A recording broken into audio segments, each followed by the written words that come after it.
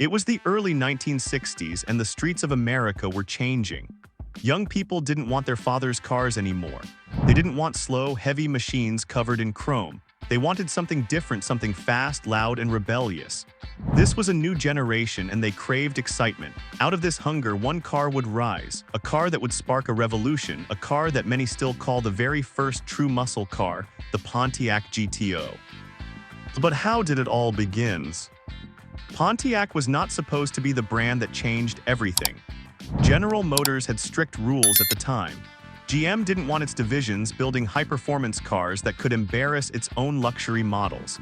Engineers were supposed to follow the book, play safe, and focus on family sedans. But at Pontiac, there were rebels. Men like John DeLorean, Russell G., and Bill Collins, engineers who believed cars should stir emotions, not just move people from place to place. They wanted speed, they wanted power, and most of all, they wanted to give young Americans a car that felt alive. In 1963, Pontiac had a problem.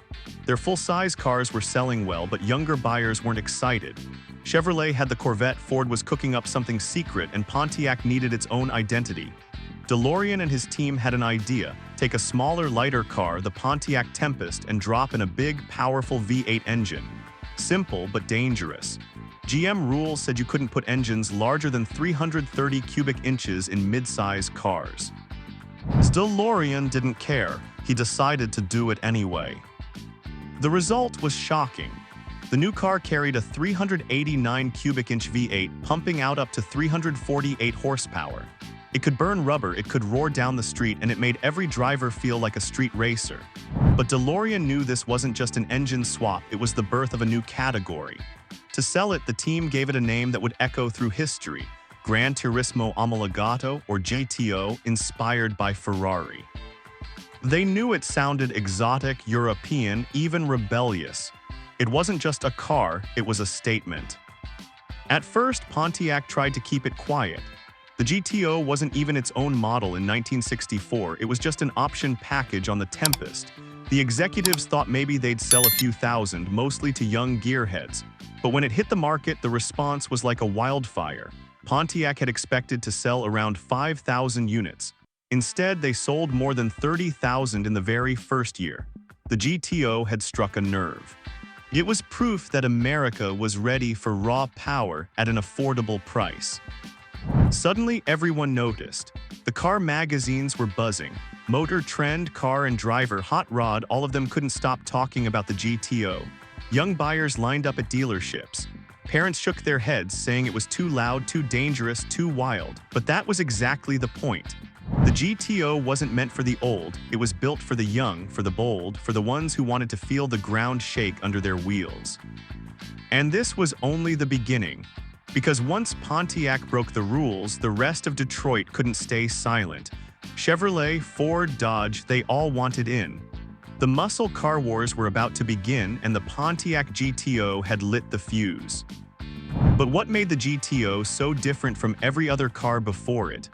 Why do historians and car lovers call it the very first real muscle car and not the ones that came before? To understand that, we need to look deeper, not just at the specs, but at the culture it created. Because the GTO wasn't just a machine, it was an attitude. It was a symbol of freedom, rebellion, and speed, and its story was far from over. The Pontiac GTO didn't just sell cars, it created a blueprint. Before 1964, there were fast cars in America, sure. You had the Chevrolet Corvette, a two-seater sports car. You had Chrysler's 300 series, big luxury machines with powerful engines. Even Oldsmobile had experimented with high-performance models. But none of those cars were muscle cars. They were either too expensive, too exclusive, or too sophisticated for the average young driver. The GTO was different. It offered something no car had before: affordable raw power in a mid-size body designed for everyday people who wanted thrills without paying sports car prices. That formula, big engine, smaller car, low price, became the DNA of the muscle car. And the GTO was the first to perfect it. Imagine this. In 1964, you could walk into a Pontiac dealership, pay just under $3,000, and drive out with a car that could roar down the quarter mile like a race machine. You didn't need to be rich, you didn't need to be a professional driver, and you didn't need to settle for something boring. For the first time, speed was within reach of the average young American. That was revolutionary. But the GTO's secret wasn't just under the hood, it was also in the way it was marketed. Pontiac knew they weren't just selling steel and horsepower, they were selling an image. Their ads called it the Tiger, a beast on the street. Magazines showed it tearing up the road, smoke pouring from its tires. This wasn't about quiet comfort. This was about danger, power, and rebellion. Car and Driver famously tested the GTO against a Ferrari GTO in 1964. The Pontiac didn't win, but that wasn't the point. The test alone made headlines. Suddenly, young drivers could tell their friends, "I've got a GTO like the Ferrari but American." That name, that connection, gave the car a mystique that no other midsize car had ever achieved. And the numbers spoke for themselves. The base engine was already powerful, but buyers could upgrade to the tri-power setup, 3 two-barrel carburetors that pushed the horsepower to nearly 350. In an era when most family cars were barely hitting 200 horsepower, this was shocking. The GTO could hit 0 to 60 in under 7 seconds, a blistering time for the 1960s. But what made it a muscle car wasn't just speed, it was attitude. It had a stance, a roar, and a rebellious spirit. The GTO was loud, brash, and unapologetic.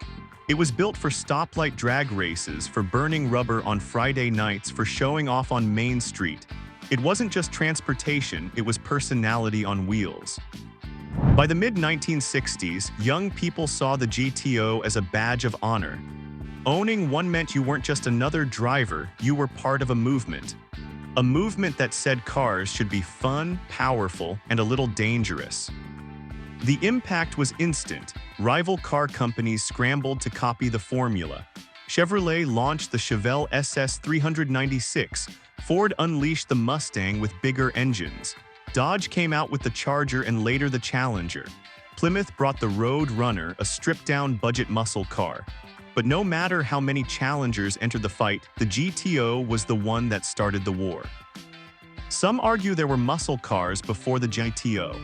They point to the 1949 Oldsmobile Rocket 88 or Chrysler's 300-letter series, but the difference is clear. Those cars were special, yes, but they weren't aimed at the youth market.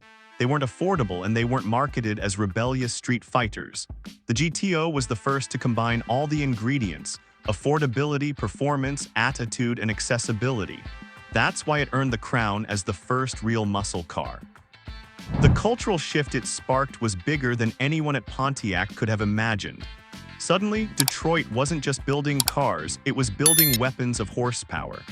Every year the engines got bigger, the horsepower climbed higher, and the styling grew bolder.